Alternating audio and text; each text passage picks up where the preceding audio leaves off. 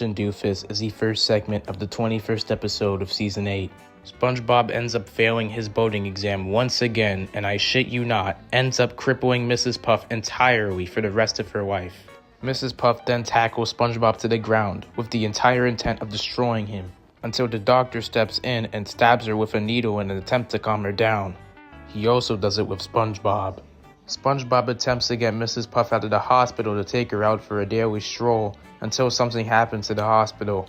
The doctor tells them that they will be hosting their annual Demolition Derby. It was at this moment that Mrs. Puff had gained an idea. It was at this moment that he knew. He fucked up. She then wore SpongeBob into participating in this said derby and is forced to fight the following people: the Crusher, Diving Bell Dale, Blowtorch, and the Cackling Cruiser.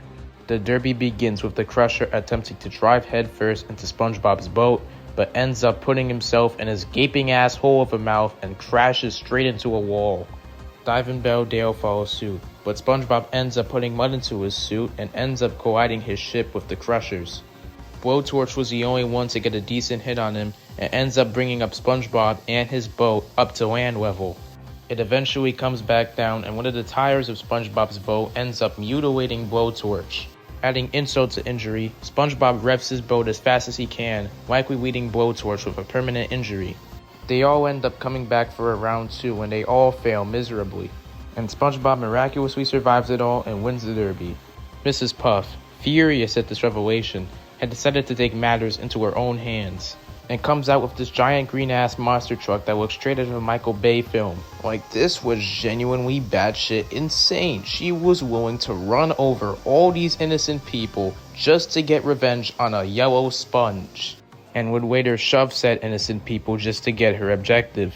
Anyway, she devolves into the brink of insanity, damages a couple of shit, and crashes into her own boating school. Mrs. Puff gets her puffiness back, the boating school gets demolished as a result, SpongeBob makes a quick little quip, and the episode ends. I find it hilarious to me how Mrs. Puff doesn't go to jail, not even gets punished for doing any of this, and it's the only episode where she actually should. But regardless of that fact, I really like this episode, and it doesn't deserve all of the vitriol it gets online. It's probably one of the only good ones from this era of the Bob, and while it can be classified as a Mrs. Puff torture episode, or whatever the hell they call it in the SpongeBob fandom, it's still a fascinating episode regardless, and it really goes to show just how easy it is to bring somebody down into the brink of insanity. Also, I had forgotten to mention this during the beginning of the video, but what is SpongeBob doing with a unicycle? Why are you still alive? Put it in drive! Thanks, Mrs. Puff, you're the best.